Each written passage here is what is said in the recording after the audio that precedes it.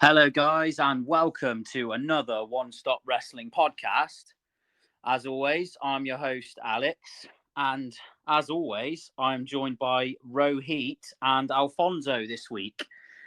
Rohit, how are you this evening? I'm good, thank you. How are you doing? Not bad, not bad.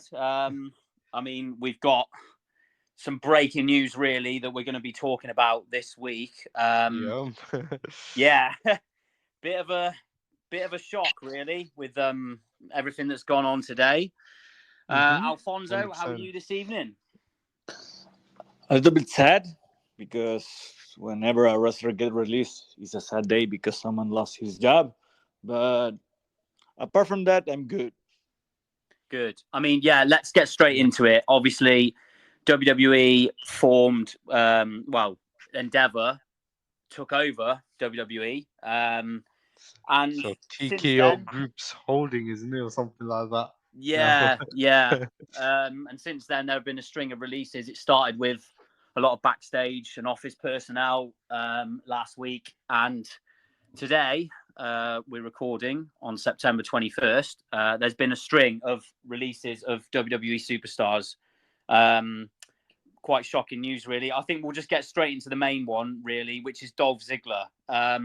He certainly is the biggest standout name for me on that list. So let's, get straight into talking about Dolph. What do you think of that one, guys? Fonzo, if you wanted to go first, more Okay. expert. Go for it. I have always liked Dolph Ziggler. I think he has had an amazing career, but always underappreciated and always underrated. I think Dolph Ziggler has one of the best memes ever with the "It should have been me," you know, that one. Yeah. Like all the Yeah. thirsty tweets are with that Dolph Ziggler video, and like I'm really happy that he's gone in some ways because I think he peaked and they did nothing with him, and so I'm very happy to see him go. Maybe he can go to AW, find his brother, form a tag team, and do something special over there. Or maybe he can go to Japan. I think Dolph Ziggler can be a great guy in Japan. Maybe redo his character like Juice Robinson did, and in a few years come back to America and do another thing. I don't know. Mm. Yeah. Well said. Yeah, I do agree. Like, it's one of the few wrestlers that I do know. Because I'm not as familiar with the WWE product apart from like the main storyline and everything. But Dolph always been a great hand, been pretty much used everywhere, and I feel like that's kind of like similar with the John Moxley, Dean Ambrose situation that they used him like as a nearly man. They used him sometimes as the main man, sometimes as a gatekeeper, up and coming star, everything in between really. And like what Moxley said that Vince last said to him, "We took you for granted, pal." I think could be same case for Dolph Ziggler. Really, of course, maybe he never had that highest of high ceilings as John Moxley maybe did at the time, but But wait, I'm sorry. I think he can. Good. I'm sorry, Rohit. I just want to add that Dolph Ziggler has, for me, the Hmm. best cashing ever. For sure, he had some great moments, and I do agree he had like he did reach the top in a way, but I feel like he never was seen as like one of the top guys. Where I feel like Dean Ambrose at the time maybe was a little bit more seen, even though he wasn't fully like a Rollins or Roman. He was still seen more, I think, in a higher regard than Dolph. But regardless of that situation, I do think he can do anything he wants. If he wants to continue to do comedy and other stuff, he obviously likes his like gaming stuff with up down down. If he wants to continue to do something along that avenue, acting, maybe he's interested in that. But if he's obviously going to continue wrestling or at least have part of wrestling and part of his career going forward, he could literally become over the next year like the next big superstar in across like the wrestling world. Because we've seen Matt Cardona did it. Obviously, Moxley has done it. And I think people, especially like the hardcore as well as like the indie darling fans on the internet, I think they've always liked and appreciated Dolph Ziggler. So now that he's gonna be out of the WWE system, if he wants to be, he can literally go anywhere, do anything, and become like maybe even a bigger name than he arguably is right now. Really, I don't know. Yeah, I couldn't agree more, really. It'd be interesting to see where he goes. I think Dolph is the biggest name out of this Yeah, list. He was an incredibly versatile performer for WWE. They could use him in any kind of role. He consistently had great matches in the ring. And Rohit, you're right. He never really was pushed as the guy. There were a yeah, couple of moments, like Alfonso mentioned, with his cash in, and he had a really good 2014, culminating in that Survivor Series match where Sting made yeah, his debut, where yeah, he got so much steam as a babyface. The crowd were all in on him. They were just waiting for the machine to get behind him, and they would have gone all the way with Dolph. And sadly, they never did. they And never did. it Yeah, was a bit of a missed opportunity for me. Obviously, his first cash in and world championship win, he suffered a really badly timed concussion, which kind of stopped all he- that from yeah, continuing on. But I mean, even since then, he's just so versatile.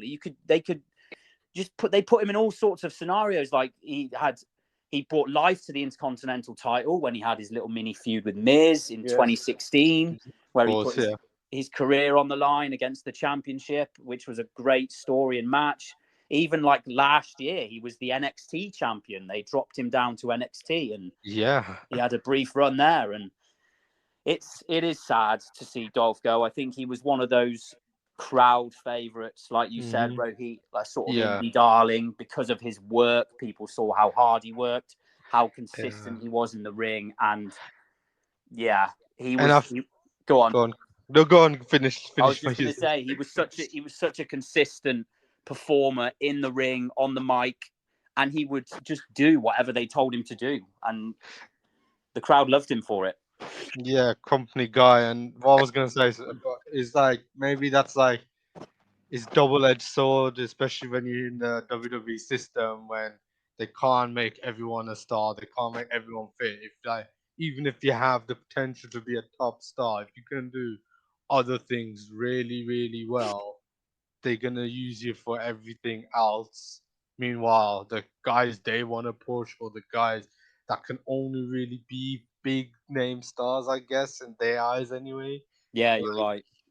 will be the main event. Like for example, especially after the whole Bloodline storyline, you can't see Roman Reigns unless he's like in his 50s or being a part timer like a John Cena coming back.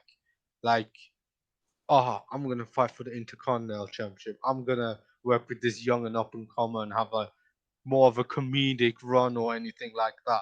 You can't see Roman Reigns doing that at this point. Yeah. So of course, guys like Dolph Ziggler are going to be given that from creative or the higher ups. Which again, he's got with what he gotten given the opportunities he's gotten, he's knocked it out of the park. I think, and again, whatever he decides to do, I think he will be successful. And I think people, like, even the talent, will miss him backstage because I think he was sort of like one of the characters that everyone kind of loved backstage in a way. Yeah, I So think he was a mentor for a lot of people, and he yeah, was good to sure. go to for advice. I mean, he's had the third most matches in WWE history. That kind of says Yeah, something about him. John Cena even tweeted about him: 1,554 matches. wow, You That's know that's insane. That's that what is a lot. insane. Mhm. he's only behind Kane and Big Show, and that's an incredible stat, really, thinking Yeah. about it. He reminds That's me a a Hall of bit Fame of career. yeah, go on, sorry. That's a Hall of Fame career from the from For Dolph. Oh, sure. 100%. 100%. Should Grand be. Slam champion as well. He's won the Yeah. Grand 100%, yeah. Slam. 100%. And he kind of reminds me a bit of like how would I say like how Alex Shelley is to Impact. It's like Dolph Ziggler was for WWE at the moment, I feel like. Yeah, and then They have Alex like very Shelley. similar positions generally across the board, and whatever they got given, they knocked it out of the park in a sense. And like he's inspired, mentored a lot of like next generation talent inside and outside WWE. I feel like so. Yeah, Yeah. I think certainly the early reaction on Twitter and social media is Dolph is going to be the big miss for WWE. Yeah. We'll go on to a couple more names. I mean, Shelton Benjamin again is another one that stands out. Alfonso, what do you make of this one? I'm sorry? Shelton Benjamin. Shelton Benjamin. I'm sorry, I didn't hear the name. I was like, who? Okay. Yeah, Shelton Benjamin. Obviously, who's gonna stop him now? Yeah, quite a Not big Vince name. McMahon. For me, Shelton Benjamin's second run was sad because I'm a big fan of the Hurt Business, and I really wanted the Hurt Business to be like this huge faction in WWE, and we didn't get it, so it was sad. Not the full vision, I guess. They started it, had a little bit of it, and then just I don't know what happened really, but it never got to that stage that you wanted really, I'm guessing, Alfonso. Yeah, but right now, like I said before with Dolph, I want Shelton to go back to Japan and become the machine he was over there, because those matches in Japan with Shelton Benjamin are some of the best matches he had in his career. And it's crazy because I think he can still go. I have a feeling that he can still go, and he was just waiting for his moment. He never got it in WWE, and I think he can also do great things in Impact. So if you choose, I think he can be a mentor for a lot of wrestlers in whatever company you get him, and he's great. Like, we didn't see much of Shelton in this second run in WWE, and that's sad. But let's hope that he can shine bright again. No, his main run was his first run, really, wasn't it? Sort of late 2000s, where he really got himself over. I think he was quite ahead of his time, really, as an in-ring performer. Some of the things he could do back then. Yeah, for sure. 100%. And I think something a bit underrated about Shelton, and that doesn't really get talked about as much, probably because he never reached the heights of some of these other like counterparts to him, I guess you could say, is he came from a amateur collegiate background. Like, he's like a legit athlete, and we always took praise how Kurt Angle transitioned very well. Brock Lesnar, even though some people may not agree, but he has transitioned well into this business. And if you look at what Chad Gable's doing now, and what's the other Olympic athlete that they signed, the wrestler that kind of disappeared, I can't remember his name. uh Gable Stevenson was his name or something? Yeah. Like, it seems like there's some struggles or something going on where he's not clicking fast enough, or I don't know what's happening with him really. But like Shelton, like, really transitioned well, and I think that also deserves credit. And yeah, I feel like wherever he goes, he will be fine. And like, one of his standout matches from his run in Japan was against Fuji Naomichi, and I'm pretty sure, if I remember correctly, he won the Noah's Global League tournament, which is now the N1 Victory, which is basically their version of the G1.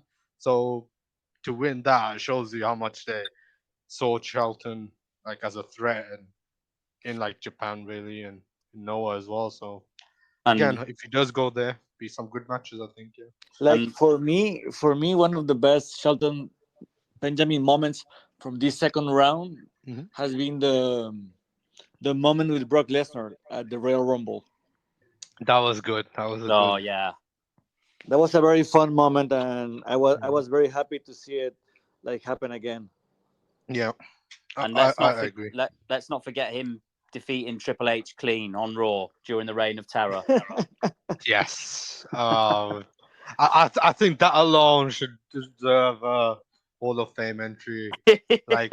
like just have that whole. I think, for his Hall of Fame entry promo, just have people talk about how great he was, how great collegiate athlete he was, and then from just his WWE portion, just have that like highlights of that match just there with him pinning, and I'm sure. And Triple H should induct him, saying how he beat me and how he's better than me as a wrestler, and we're all good.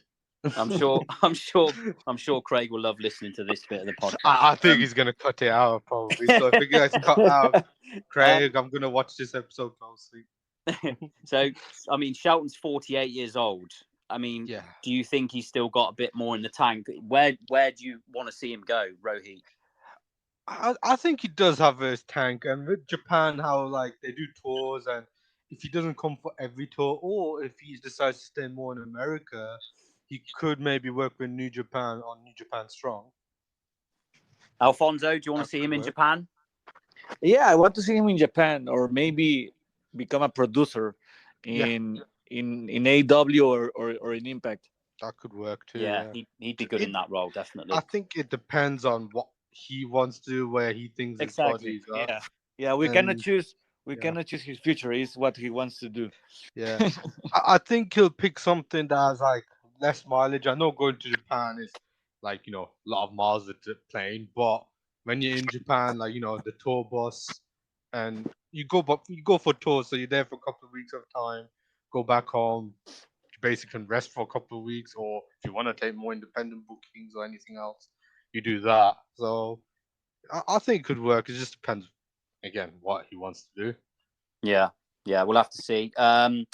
Next couple of names that sort of jump out: Mustafa Ali and Elias.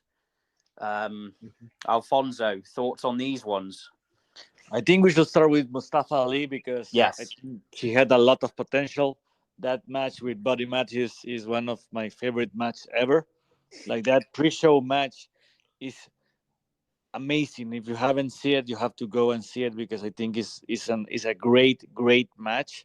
Like it was something that you didn't see in WWE at the time, and they tore the house down. Like people were like sitting down for a pre-show match and just enjoying a pre-show match, and that's amazing. I know for sure that creative is a little bit perplexed because of Mustafa Ali going away, because they apparently they had planned for him for this Monday because he Yeah, was he's. going to. Sorry, Is Yeah, go on. that actually true? Yeah, Dominic Mysterio for the NXT North American Championship. Wasn't he supposed yeah. to face him? So I did not know that. Okay. So for me, that's a little bit crazy because it means that not even creative knew about this. Yeah, it's bizarre, isn't it? And Because they set the Yeah, graphic up and everything for the match on social media. exactly, yeah. exactly. I think And maybe they could work a one match deal if in there don't change it, or maybe it's just like Endeavor thought they weren't using him and now they were going to use him, but they're like, we already made the call to cut him because he I won't can't yeah, use imagine. him. maybe I can't we don't imagine Ali know, would want to do that anyway after being but Yeah, released. true. but I'm pretty sure that Ali wanted to be out of the company like last year, Mm, I think, yeah. or at the beginning of this year, I think, and. Uh, he's free now. He can do whatever he wants. Like I Mhm. think he has so much potential that he's one of those guys that he can choose Yeah, whatever he wants to do next, and wherever he goes, I think he's going to be a star because he has that comedy part. I don't know if you see if you've seen the videos on Twitter of him Yeah. like doing the whole patriotic guy and everything, and I think it's very funny. And I really could see him like a big player name in on Impact, or even as a big player name on a mid card title on AEW. Yeah. I think personally he would get lost in the shuffle in AEW. I think Impact would Yeah. be a really nice place for him to go. I think he could really sort of get a foot in the mid card, upper mid card in Hmm. Impact, and really show fans what he can do because he hasn't been able to really show that for the last few years. I mean, the most he got over was back in 2019, and he was a victim really of Kofi Mania. I don't know if you Yeah. guys remember that. True. Yeah, for sure. Yeah. He was getting over on his own, and then he got that when Daniel Bryan was doing his whole vegan Planet WWE champion run. Yeah. He was going to be Bryan's next challenger. He got a real bad concussion, I think, or something like that. Kofi replaced him in that gauntlet match. And then Kofi, the rest is history with Kofi and Kofi Mania. And Ali Mm, was a massive victim of that, and he never really recovered, unfortunately. And I yeah. agree with Alfonso. He's got so much talent, So much especially, left to show. Yeah. especially in the ring. His athleticism's incredible, really. I think he could do real good things in Impact. Yeah. Listening to Alfonso, I just had a light bulb go off. If Osprey is going to depart New Japan, why doesn't Ali become the next leader of the United Empire? Oh wow. Oh, Because it fits. He has that international flair of like having heritage and background from a different country, and since that's what each of the United Empire kind of members do have in a sense. And in terms of athleticism, in ring style, mic work, and character as well, if like they want like a foreign star that's popular in the West and known, and if he could fit, and if they're willing to hand him a big opportunity like that, why not? Like, I think Yeah, it why could not? work. Yeah, why It not? could work. They've done it when interesting. Balor was going. They put boy in AJ. Maybe I'll leave replacing Osprey if Osprey is to depart, or maybe something different, as in he's a new member and he's gonna hold down the fort in Japan, because if Osprey does seem like AEW bound potentially, they obviously have United Empire fellow members of Aussie Open there, so they could have like a Bullet Cup Gold almost situation there, but at least they have ties to each other. Whereas David Finlay has said Bullet Cups Gold are just Bullet Cup cosplayers. So You're definitely partial to fantasy booking on this show, Rohit. So for sure, as long but as it there's doesn't options. turn into Retribution Part 2. Maybe, yeah. I Like I don't. think the plan seems to be that Jeff Cobb might be the main guy, but I don't know. But bring it back to Ali. Yes, I feel like Impact is probably the best place if he does want to stay more to America, really. And I think he can do anything. I think coming in winning the X Division title would be great. Then obviously moving on to the World Championships soon after. His match with like Josh Alexander, Alex Shelley, Chris Sabin, Leo Rush. Yeah, You there's a know, lot of so mouth-watering matches there, yeah, isn't there, in the X division? yeah, I, so much he could do, really. Yeah, I think we're all agreed on Ali to Impact, so we'll see. I think so. I think it'd be a good Yeah, place, I especially if he think Ali on wants Impact to. will be great. I completely Yeah. agree. Yeah. Well, next name. Let's go on to Elias.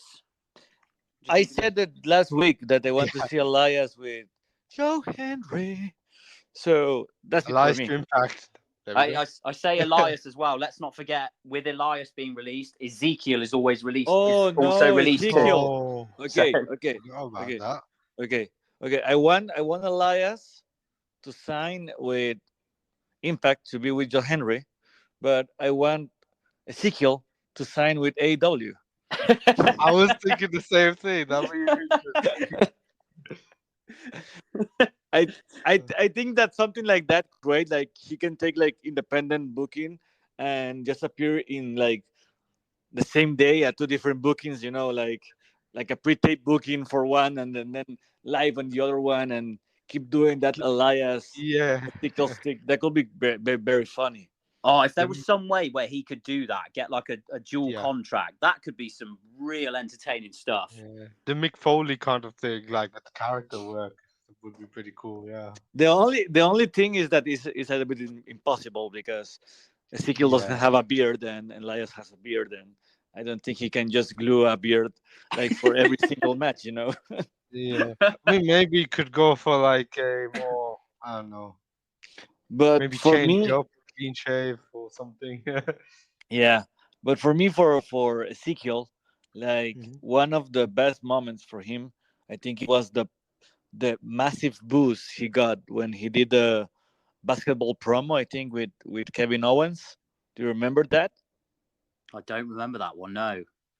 He Something said like, something about the Pelicans that it was like an old NBA team, and they keep booing them like for 1 hour oh, straight. Like no, one not 1 hour, like 10 minutes straight, like really boos. And I think it was one of the heelish things that I have ever seen on TV. Go watch it. It's crazy because okay.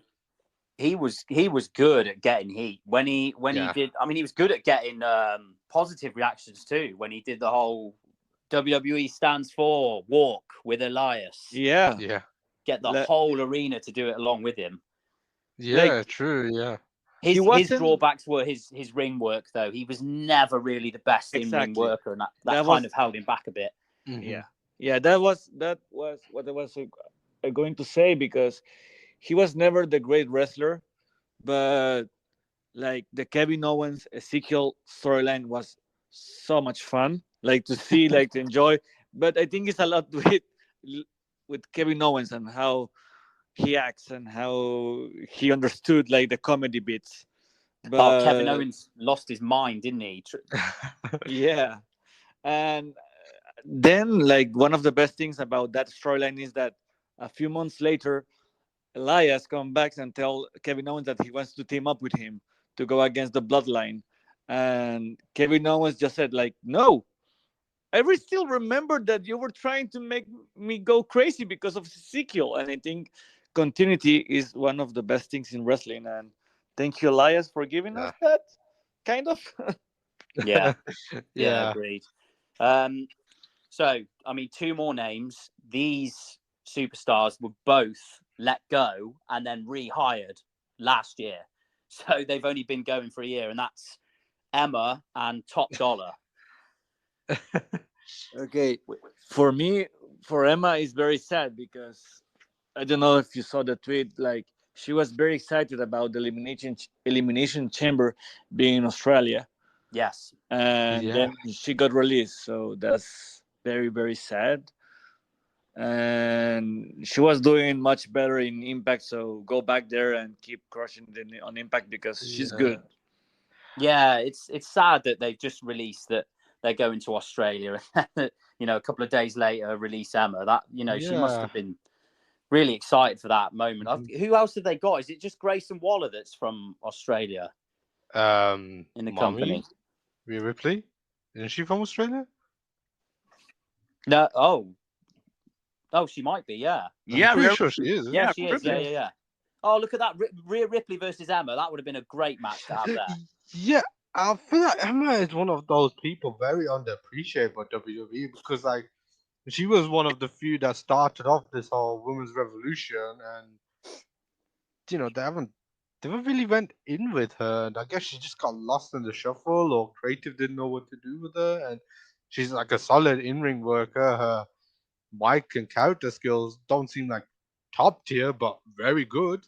And yeah, I just don't know why they don't use her really. Like never used her properly. Yeah, she fell victim of really bad booking and never recovered. When Mm, she was gone for about 6 to 8 months, and they kept airing the yeah, vignettes yeah. about Emelina, Hmm. and then she came out, and it was the biggest anticlimax ever. Yeah, Obviously, not her fault. That's what creative came up with, and then that was it. Really, she was done. She never yeah. really recovered. And I thought when she came back to the company properly, I thought maybe, oh, bit of a fresh start. She could do something. And it's like with the whole John Morrison situation when he came back. It's, oh, you're back. Hiya, yeah, welcome. He's back. And then straight back with the Miz, straight back to the regular stuff you did in WWE, regardless of what you've done since, which I feel like doesn't make much sense, but guess that's Yeah, WWE for you sometimes. I think again, like you guys said, I think she'd make a good Yeah, niche for herself in Impact. yeah, for sure. Um, Top Dollar, again, he was rehired last year He did. after being. He was an NFL player that he just wanted to be a part of the wrestling show because of Bray Wyatt. He managed to work Yeah, with Bray Wyatt. He had the last Bray Wyatt in ring segment, and he was always green on the ring. He was never yeah, like the biggest thing ever. Like Top Dollar with Swerve Strickland was great, but it's because Swerve is great. Like it wasn't like a Top Dollar thing, to say the least. Yeah, mm, And if he goes back to wrestling, he needs to keep working on his wrestling yeah, because all the mishaps he had in the ring were too many, were far too yeah, I many. yeah, agree. And he only debuted in 2020, didn't he? Yeah, mm, And then got released a year later. Got brought yeah. back. There's not enough Okay. experience really. If he wants to carry on, I agree. Mm, Alfonso, he could probably do with a bit more training and honing his craft. yeah, for sure. That makes. So, I mean, there's two more names we've got left that they've Mhm. sent out today, and that's Riddick Moss, who was known as Madcap Moss, and Yeah. Aliyah. Mm-hmm. What do you think of Yeah. those two, Alfonso? For me, Riddick Moss had potential because I really think that he never got a character because he wasn't bad on the ring. Yeah, he wasn't bad, like a bad wrestler.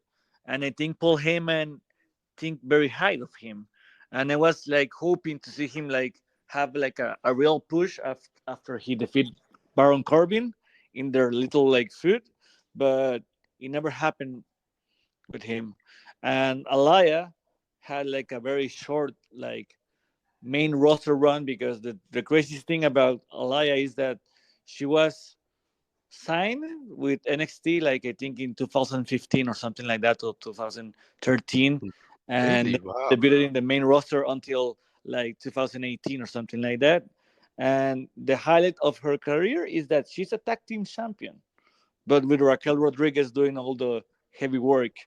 So those are Really two odd. names that need to go back to, I think, go back and train a little bit more before going back to the world of wrestling. Mm. Yeah, like you said, Heyman saw big things in Riddick Moss. He touted him as a future main event star, which is Yeah. high praise, really, from someone with the creative mind of Heyman. But I agree, Alfonso. I think a little bit more honing of their skills. I mean, like you said, though, Moss has been wrestling since like 2014, I think you said 2013, Hmm. 2014. So maybe he needs to go back to the Indies, maybe, and try and build a name for Yeah. himself. It could be just the WWE system and creative that never let him do maybe what he's good at in a sense in terms of character, or maybe just does have got too many ideas and doesn't know what to really do. We don't know for sure. But I think he could go potentially with Emma to Impact or wherever Emma ends up with. It could head that way as well potentially. But yeah, it's Very gonna be true. interesting. I do hope he finds somewhere. And in terms of Aliyah, I didn't really know she was signed for that long, to be honest, and don't really know much about her. But again, hopefully she finds somewhere if she wants to continue wrestling and works on her craft a bit and gets to do something that she wants to do, and hopefully find some success as well. Yeah. Yeah, definitely. I mean, obviously, it is really sad, like Alfonso said at the top of the Yeah. show, when people lose their job. We wish all of these guys the best in the future and Yeah. hope they There is get one more name what they that want. Go on. we forgot, Rick Boogs.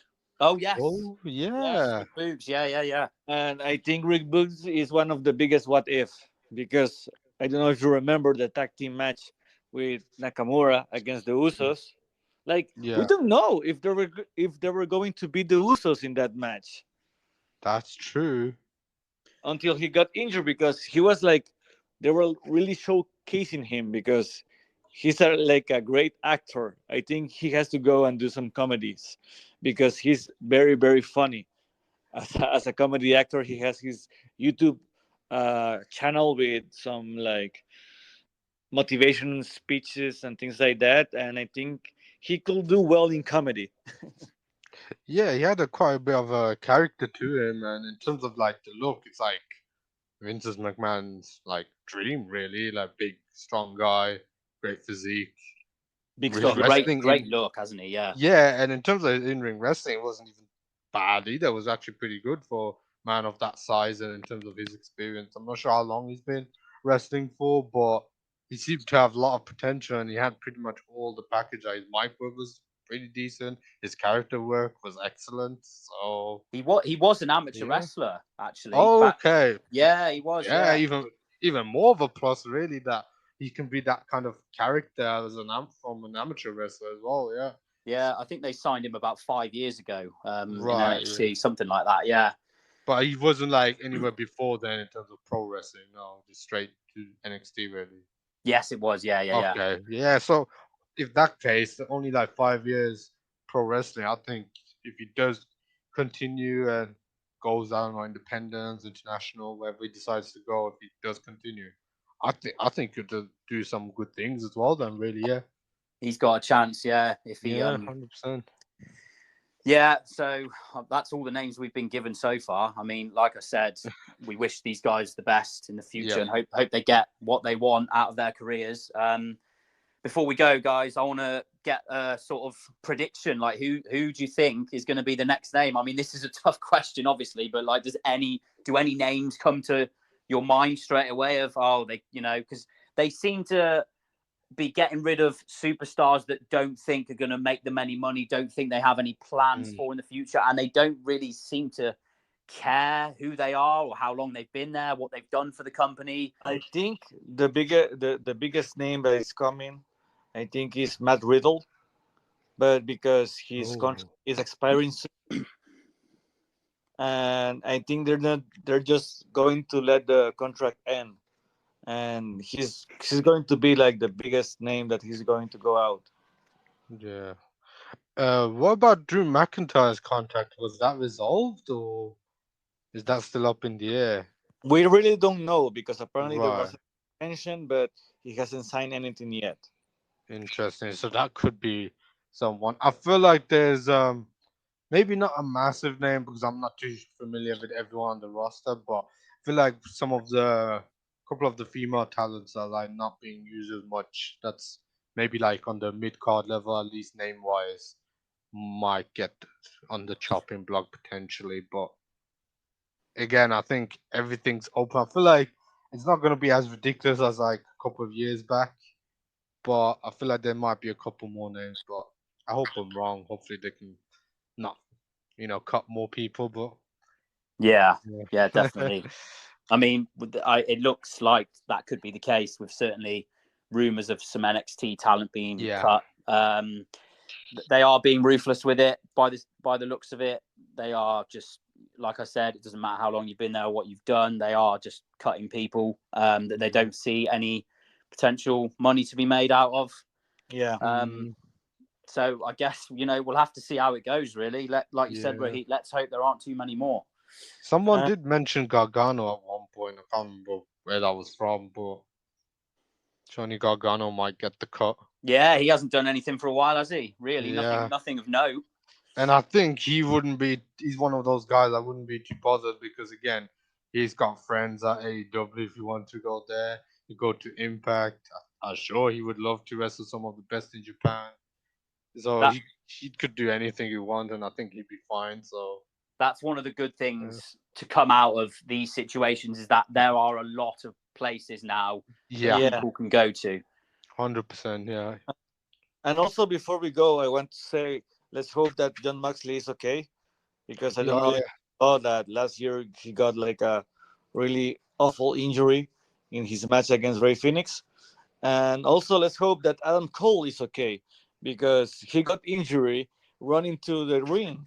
Yeah, he did. That was a complete freak injury, wasn't it? But Oh dear, I didn't see that yet. But if that's the case, yeah.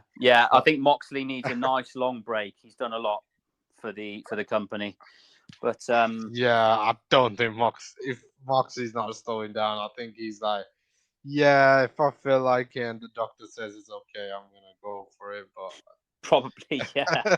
But yeah, like you said, yeah.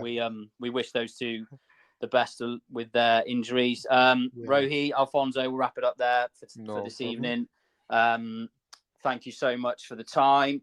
Guys, follow us on Facebook and Twitter. We're on Threads as well.